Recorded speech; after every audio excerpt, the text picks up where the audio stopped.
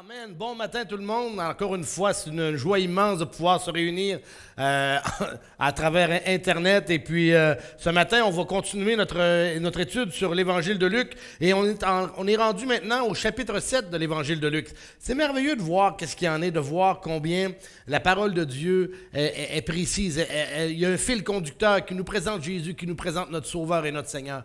Alors ce matin, on va vraiment tourner dans la suite des choses, après avoir vu justement le sermon sur la montagne. On va poursuivre aujourd'hui avec une histoire que probablement vous connaissez énormément, beaucoup, que vous avez entendu parler de nombreuses fois, que vous avez peut-être entendu prêcher aussi de nombreuses fois. Mais ce matin, on regarde Luc chapitre 7, les 10 premiers versets, et c'est l'histoire du serviteur du centenier romain. Alors, vous connaissez un peu l'histoire, vous connaissez un peu l'arrière-plan, mais on va regarder, on va en faire la lecture du passage à l'instant même. Alors, allons-y. Ça va comme suit, le verset 1 de Luc chapitre 7. Après avoir achevé tous ses discours devant le peuple qui l'écoutait, Jésus entra dans Capernaum. Un centenier avait un serviteur auquel il était très attaché et qui était malade, sur le point de mourir. Ayant entendu parler de Jésus, il lui envoya quelques anciens des Juifs pour le prier de venir guérir son serviteur.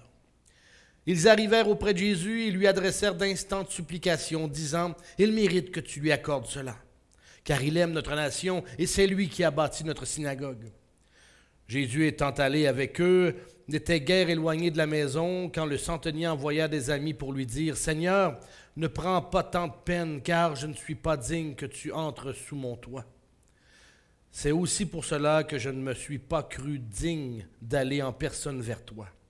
Mais dis un mot et mon serviteur sera guéri. Car moi qui suis soumis à des supérieurs, j'ai des soldats sous mes ordres. Et je dis à l'un va, et il va, à l'autre viens, et il vient.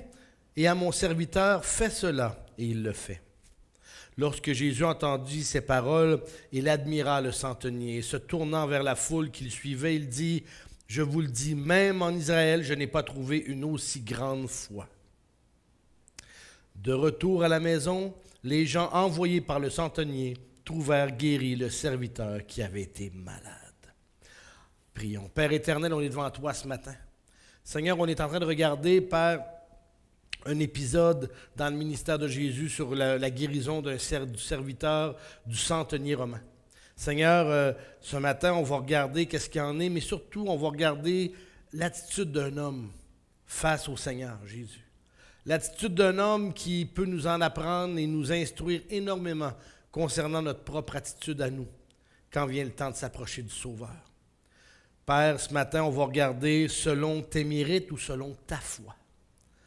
Oh Seigneur, encore une fois, instruis-nous par ta parole puissante, dirige-nous et guide-nous, mets ta main sur ton peuple, on t'aime et c'est au nom de ton Fils Jésus qu'on te le demande. Amen. Amen. Oh, c'est vraiment merveilleux de voir justement l'événement qu'on a lu il y a quelques instants de ça, par rapport au fait de la guérison du serviteur du centurion ou du centenier romain.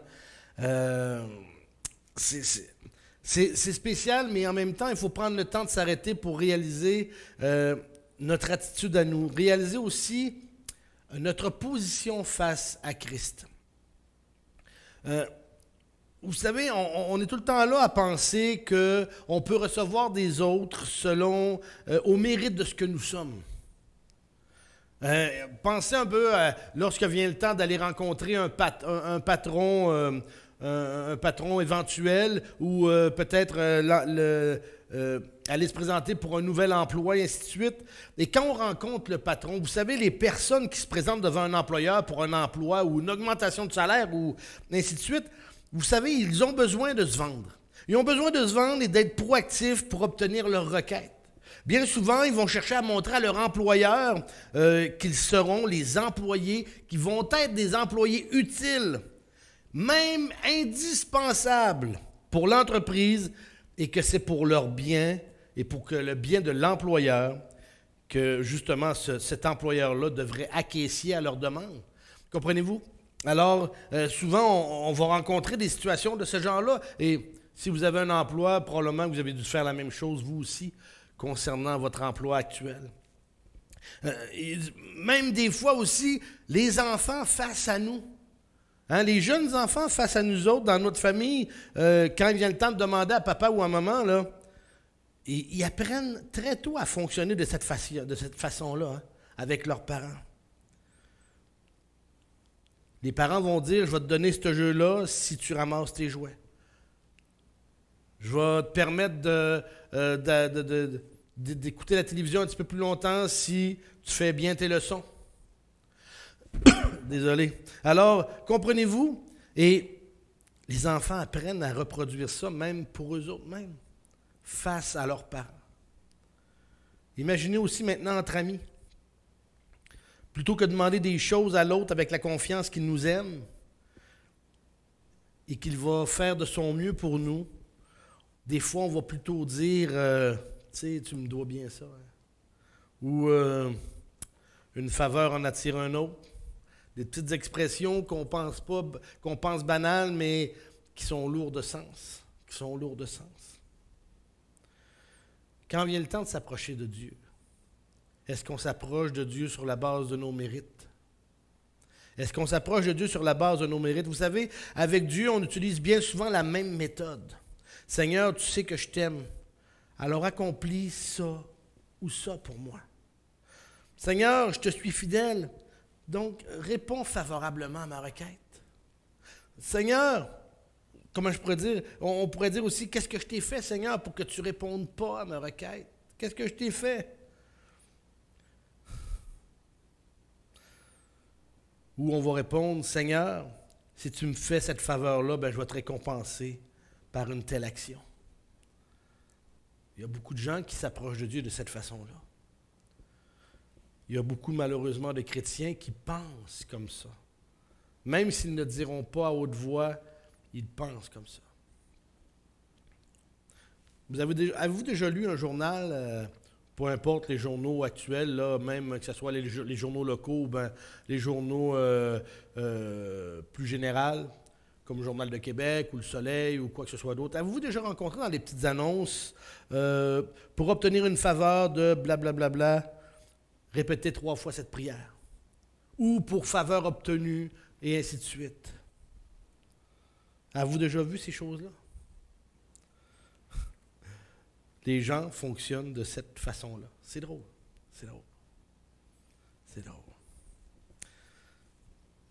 Comment présenter des prières efficaces auprès de Dieu? C'est notre questionnement et c'est pour la raison justement qu'on regarde ce matin ce passage-là de Luc 7, versets 1 à 10. Est-ce qu'il existe un secret de la puissance dans la prière devant Dieu?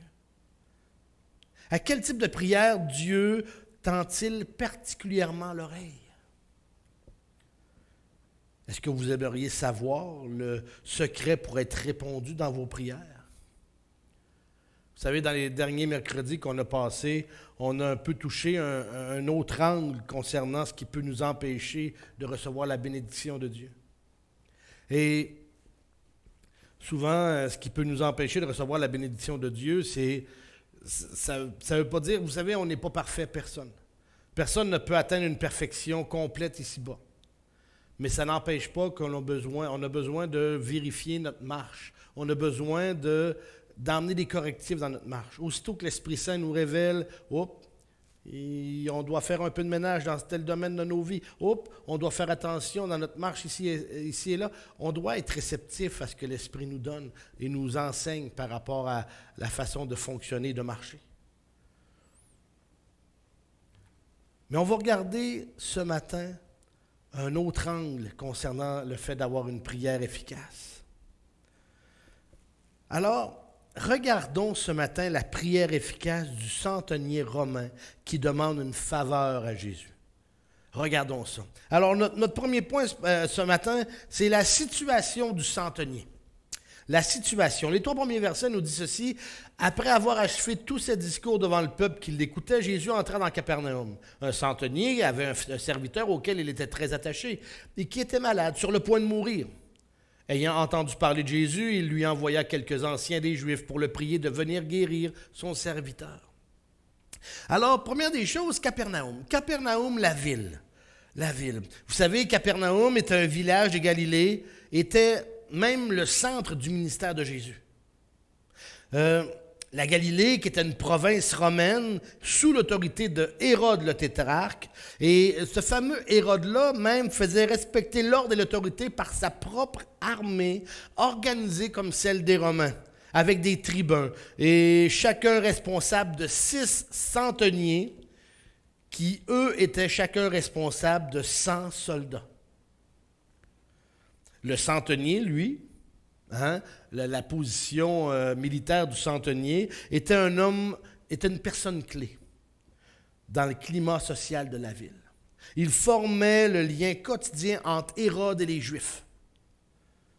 Un peu comme le chef d'un police, le chef de police d'un quartier,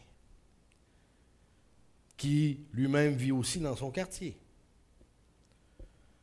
Alors ici, notre texte nous présente un bon centenier qui exerçait son travail et qui avait de l'air à exercer bien son travail. Il n'était pas juif, mais il avait de bons rapports avec eux. Il s'intéressait probablement à la religion juive et était un généreux contribuable à la synagogue locale. Même les dirigeants de la ville l'estimaient ou même n'encourageaient pas personne à lui causer des problèmes. Mais là, ce fameux centenier-là avait un problème. Le verset 2 nous dit, un centenier avait un serviteur auquel il était très attaché et qui était malade, même tellement malade, sur le point de mourir, que nous dit le texte. Il y avait un serviteur mourant. Il arrive un grave problème à ce bon personnage important de Capernaum, ce fameux centenier. Oui, un de ses serviteurs personnels qu'il aime particulièrement est gravement malade, sur le point de mourir. Une belle vision de son caractère humain, là, le centenier. Là. Vous savez, un centenier, et puis aussi on comprend un peu ce que c'était quoi des esclaves à l'époque romaine, c'était des biens meubles. Un esclave et une chaise avaient la même valeur. On comprend? Bon. Et ce centenier-là avait un serviteur qu'il aimait bien et qui voulait justement faire en sorte qu'il soit guéri. Alors, le fameux centenier expose une requête à Jésus. Il sait que Jésus est en ville et croit qu'il peut guérir son serviteur. Il fait même parvenir une requête à Jésus par la bouche de quelques dirigeants de la ville, des Juifs, des anciens, pour le prier de venir guérir son serviteur. Même que dans Matthieu chapitre 8, Matthieu chapitre 8 même simplifie la situation en faisant parler le centenier directement à Jésus. J'aimerais qu'on emmène un angle ici. On regarde l'humilité du centenier. L'humilité du centenier. Vous savez, un centenier est un homme de prestige à Capernaum. Les gens, lorsqu'ils donnent un ordre, les gens viennent les oreilles molles et le corps raide pour dire « Oups, qu'est-ce qu'il vient de dire? Vite, on dégage, on s'en va. » Donc, c'est un personnage de prestige. Il aurait pu ramasser une troupe de soldats, se présenter à Jésus et lui imposer de se rendre à la maison pour guérir le serviteur. C'est à lui que les Juifs demandaient constamment de l'aide pour le soutien, l'ordre et la justice à Capernaum aussi. Donc, ce centenier était un homme de prestige, mais un homme dont les dirigeants estimaient beaucoup. Alors, on a une situation ici qui se présente avec un serviteur mourant d'un homme qui prenait soin, il faisait attention à la nation juive. Et cet homme-là envoie des anciens de la ville. Regardons un peu les anciens, les versets 4 et 5. Ils arrivèrent auprès de Jésus et lui adressèrent d'instantes supplications, disant « Il mérite que tu lui accordes cela, car il aime notre nation et c'est lui qui a bâti notre synagogue. » Oh! Comment faire pour gagner Jésus à aider ce païen? À aider ce païen. Vous savez, il faut que Jésus vienne parce que c'est une bonne personne. Et on a tout avantage à tout faire pour le satisfaire parce qu'il pourrait nous donner bien du trouble. C'est normal, c'est un centenier romain. C'est un centenier romain. les anciens viennent à Jésus et insistent fortement sur lui de venir dans les plus brefs délais. Ils mettent de la pression sur Jésus pour leur honneur, pour leur bénéfice. Envoi prioritaire, comme on pourrait dire. Hein? On pourrait dire même que les anciens ils viennent dire à Jésus, « Jésus, viens aider ce païen qu'on aime bien. Viens aider ce païen qu'on aime bien. » Vous savez, Jésus, c'est un bon gars. C'est un bon gars. Il aime les Juifs. C'est même lui qui a payé pour la construction de notre synagogue. Hey, donc, Jésus, tu devrais venir absolument. Les anciens font appel à la miséricorde de Jésus sur la base des mérites du centenier. Vu que c'est un bon gars, il a aidé la nation, il aime notre nation, tu devrais venir, Jésus, tu devrais venir. Les anciens pensent que par nos mérites, on peut obtenir davantage de Jésus. On peut obtenir davantage de Dieu.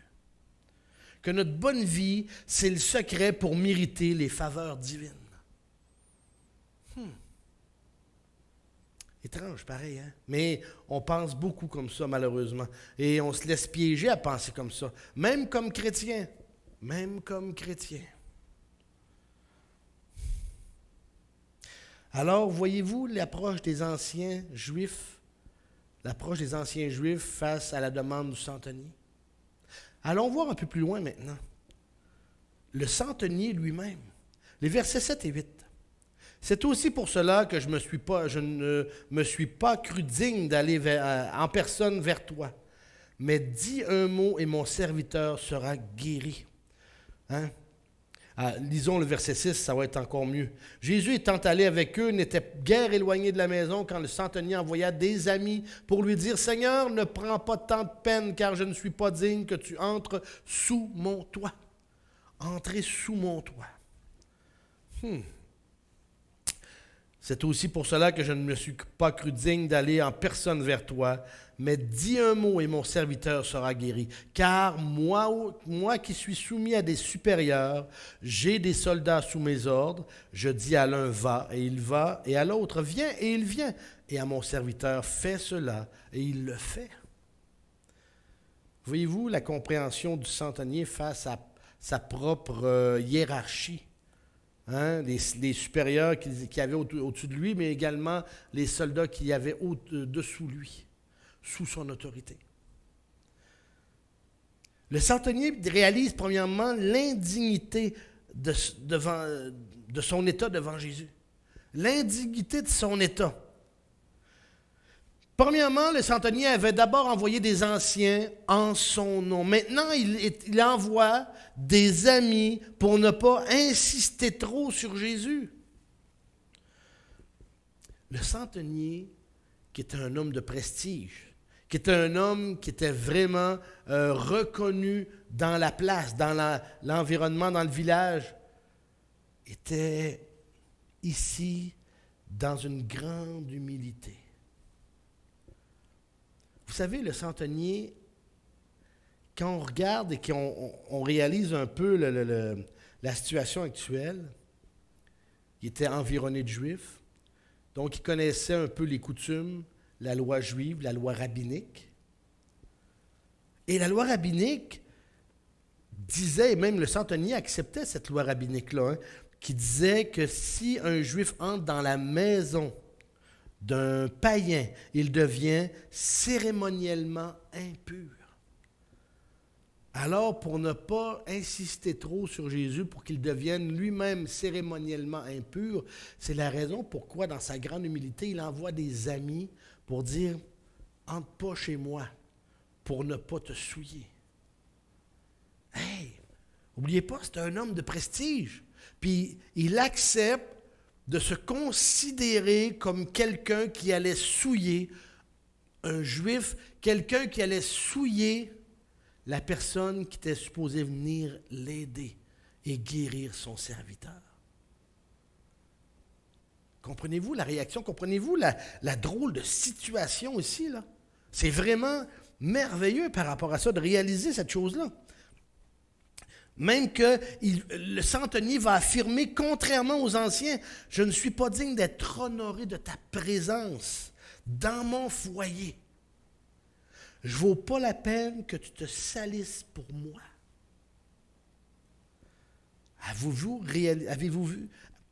réalisé le contraste qu'il y a avec les anciens? Vous savez, les anciens Juifs, les anciens de la nation, là, commencent pas à se, pas verbaliser, mais à s'insurger par rapport au fait qu'on va aller dans la maison d'un païen puis qu'on va être sali cérémoniellement parlant. Ils ne pensent même pas à ça. À cause que le centenier aimait la nation, à cause que le centenier avait aidé à construire la synagogue, toutes les autres lois que eux-mêmes prônaient, ils faisaient table rase. Ils disaient, Jésus va aider, va guérir le serviteur, point à la ligne. Comprenez-vous la situation ici? Ceux qui auraient dû justement observer leur propre loi, c'était les anciens rabbins. Ceux qui auraient dû réaliser qui était Jésus, Dieu lui-même, qui aurait dû réaliser que si Dieu, il n'y a rien d'impossible à lui, s'il décidait de guérir quelqu'un à distance, il n'y avait rien d'impossible à Dieu. C'était bien les anciens Juifs. Mais ici, c'est un centenier romain qui réalise la situation, dans laquelle il était en train de mettre Jésus, selon la loi et sa compréhension de la loi rabbinique. Et dans cette situation-là, dans ce contexte-là, dans ce tableau-là, sa grande humilité ressort. Sa grande humilité ressort dû au fait qu'il envoie des amis dire à Jésus, viens pas pour rien. Viens pas te souiller chez moi. Lui, un homme de prestige. N'oubliez pas une chose, qu'un centenier romain sacrifiait aux dieux romains et toute autre religion était à mettre aux poubelles. C'est vraiment immense qu'est-ce qu'on est en train de voir ici avec ce centenier-là. Le centenier romain est en train de manifester sa foi envers Jésus. Il dit à Jésus, je ne suis pas digne, mais j'ai la foi en toi, Jésus. Je ne suis pas digne, mais je crois en toi. Tu n'as pas besoin d'entrer sous mon toit. Tu n'as qu'à dire une parole et ça va être suffisant pour la guérison de mon serviteur. Wow! Wow! Il faut vraiment prendre le temps de réaliser qu'est-ce qu'il est en train de dire là. Vous rappelez-vous, à un moment donné, Jaïrus, le chef de la synagogue, un juif, qui était supposé connaître la loi au bout de ses doigts. Et lui-même fait entrer Jésus vers sa fille qui était mourante. Alors que le centenier romain, lui, dit, tu te tenais à distance, puis il dit, non, viens pas chez moi pour te souiller. Dis seulement de parole. Dis seulement de parole. Et je te crois, je sais que ta parole est puissante. Wow!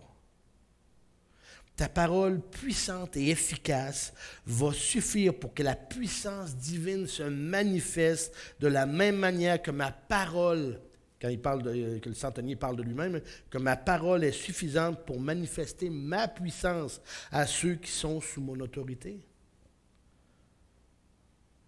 Le centenier, lui, qui était un païen, avait réalisé qu'il avait affaire à quelqu'un de puissant spirituellement dans la personne de Jésus. La foi du centenier réalise que Dieu peut guérir ou sauver sans rituel, sans contact, sans argent. Tout ce qui est nécessaire, c'est sa parole puissante et efficace. Amen! Amen! Dieu dit, et cela fut ainsi. Hey, gloire à Dieu! Gloire à Dieu! On devrait avoir la foi et l'humilité de ce centenier-là dans nos vies.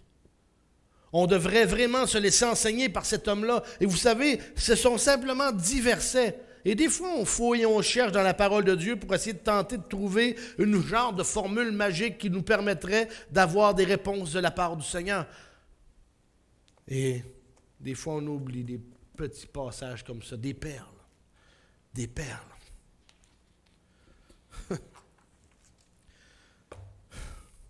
Regardons, c'est quoi le secret d'une prière efficace? Le secret de la prière efficace, ici, du centenier. Les versets 9 à 10. Ça dit, lorsque Jésus entendit ces paroles, il admira le centenier et se tournant vers la foule qui le suivait, il dit, « Je vous le dis, même en Israël, je n'ai pas trouvé une aussi grande foi. » De retour à la maison, les gens envoyés par le centenier trouvèrent guéri le serviteur qui avait été malade. Hey! Wow! Wow! Amen! La première des choses que j'aimerais qu'on réalise ici à travers les 2 derniers versets, c'est celle-ci. Jésus est en train d'admirer la foi du centenier. Jésus admire cette foi-là qui est puissante, qui est vraiment authentique. Est-ce que nous avons une foi authentique comme ça? Moi, j'aimerais vraiment vous poser une question. Poser une question ce matin sur une chose en particulier. Vous savez, les mercredis, on se réunit pour prier. Vous êtes tous invités à vous réunir avec nous autres à travers Zoom. Mais quand vous priez, personnellement ou en groupe, avec votre propre groupe ou quoi que ce soit d'autre, est-ce que vous avez cette humilité, cette foi authentique pour croire que Dieu va agir avec puissance dans vos prières? Ce que je suis en train de dire ici, souvent, là, on est là et on va prier pour une situation X ou une telle personne, pour la guérison ou quoi que ce soit d'autre. Puis des fois, on est là, puis dans le fin fond de nous-mêmes, on dit, bon, il arrivera bien ce qui arrivera. Hein? Des fois, on est comme ça. Et c'est ça qui est malheureux parce que, justement, on n'est pas en train de prier avec foi, on prie avec dépit. On prie en disant, bon, Seigneur, c'est dans tes mains, puis si ça fonctionne, tant mieux, sinon, ben, on va passer au prochain sujet.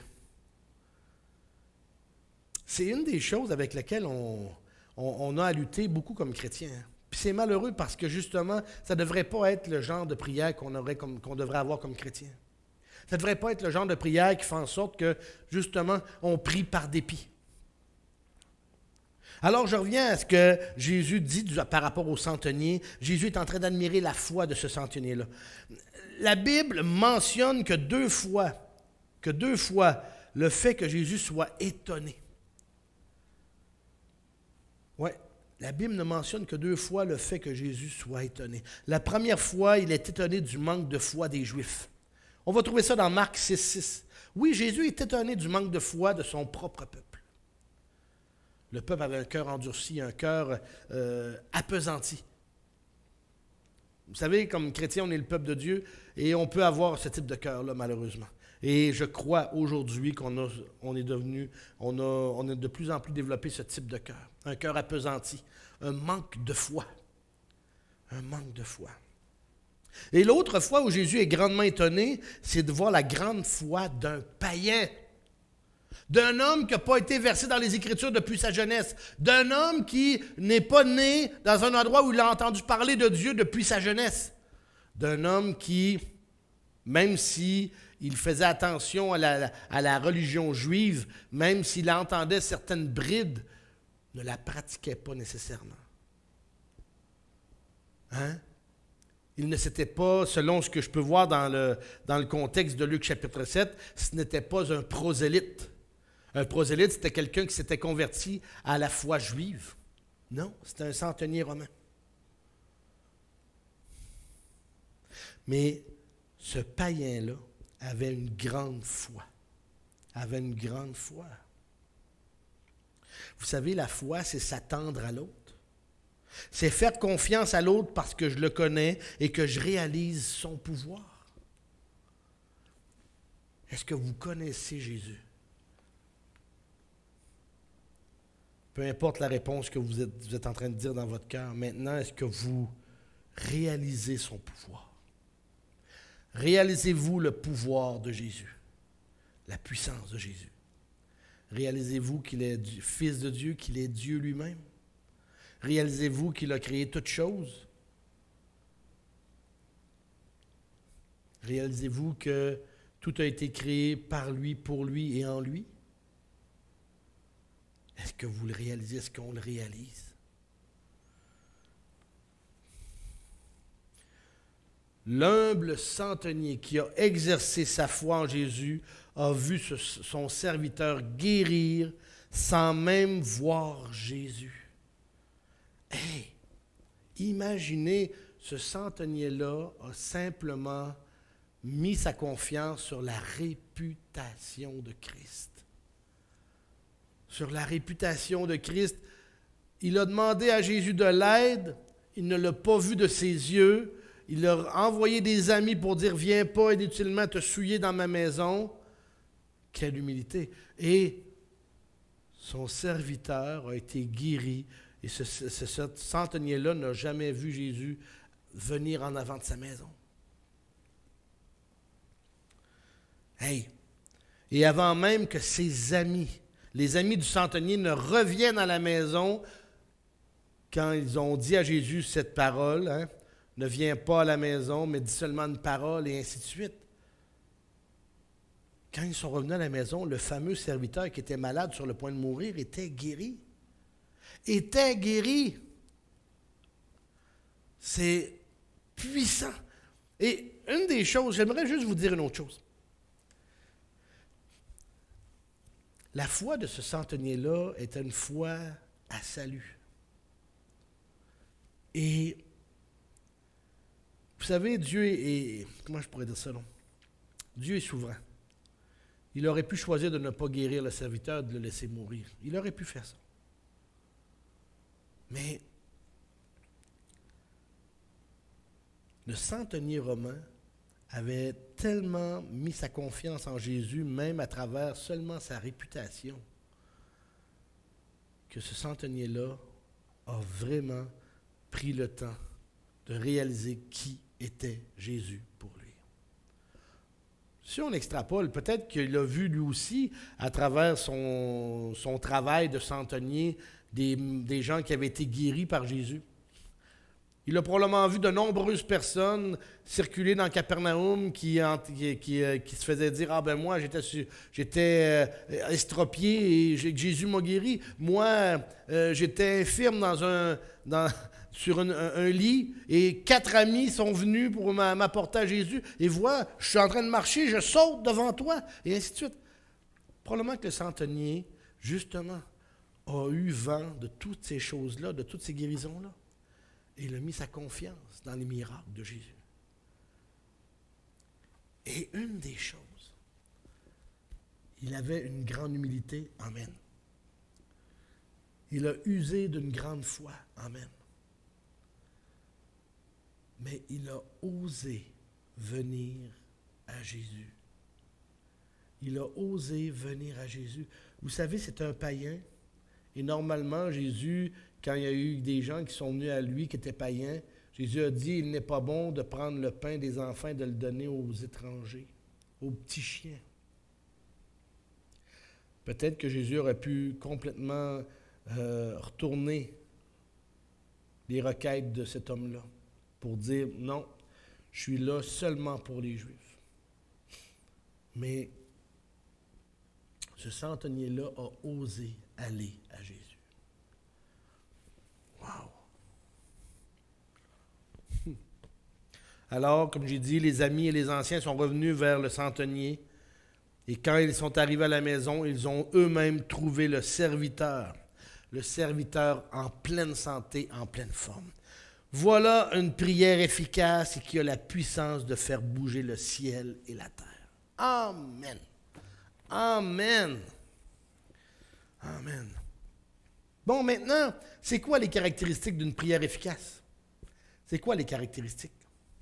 Première des choses, la prière efficace, elle est humble. Humble. La prière efficace abandonne toute justice personnelle. Toute justice personnelle. Seigneur grand Dieu, gars, j'ai fait ça pour toi. Seigneur, gars, je fais telle affaire pour toi. Seigneur, je te fais telle affaire, et ainsi de suite.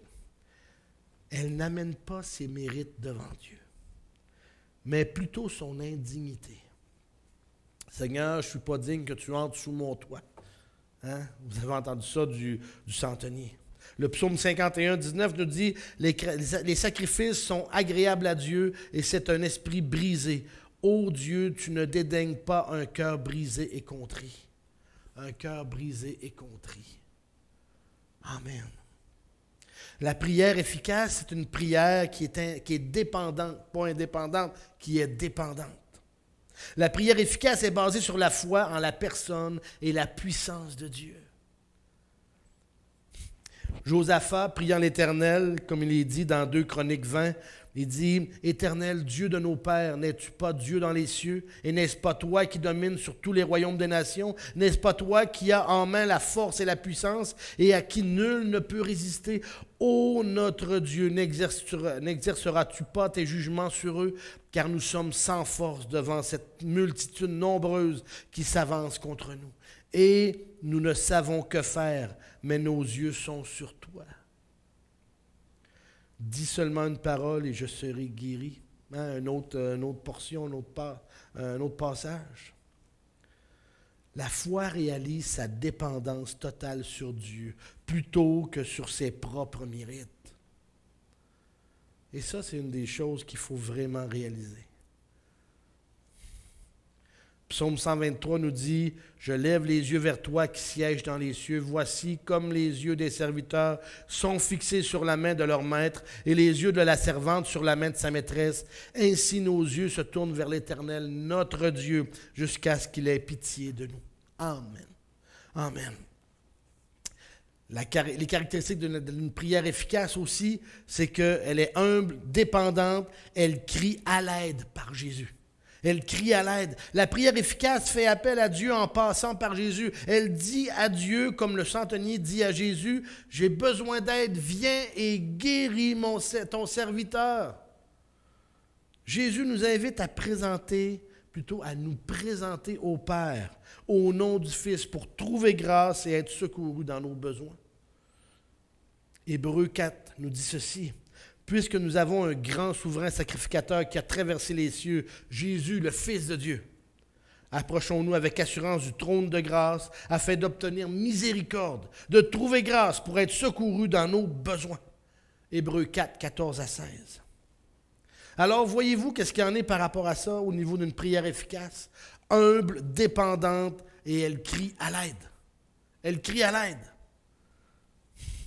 Alors, comment est-ce qu'on peut conclure un passage comme ça? Comment est-ce qu'on peut conclure un passage comme Luc chapitre 7 avec le centenier qui ne se trouve pas digne que Jésus vienne chez lui, mais qui lui demande de l'aide? Est-ce qu'il existe un secret pour la puissance dans la prière devant Dieu? Oui. Le secret, c'est l'humilité, la foi confiante et la foi dépendante en Jésus. Et pas juste dépendante en Jésus, mais ça prend Jésus aussi. Amen. Donc, comme conclusion ici, là, on devrait apporter nos fardeaux, nos besoins à Jésus. Et il va répondre. Il va répondre. Demandez miséricorde et grâce. La prière efficace commence par la prière de salut aussi. S'approcher de Dieu pour lui confesser nos péchés et par la foi recevoir personnellement Jésus comme sauveur et Seigneur de nos vies. Jean 1,12, et je termine avec les deux petits versets ici. Là. Jean 1,12 nous dit que nous avons reçu le pouvoir de devenir enfants de Dieu.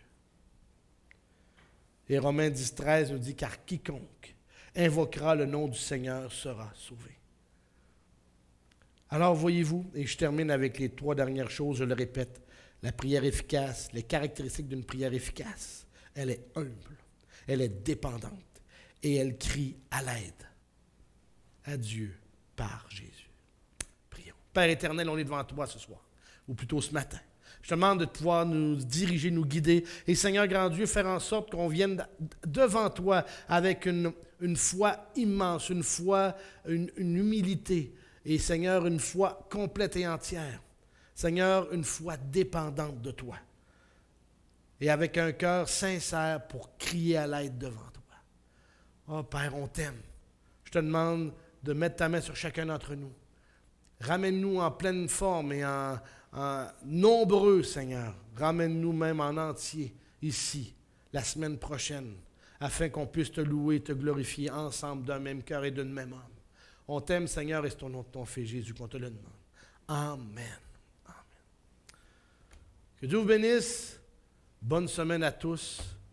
et on se revoit la semaine prochaine.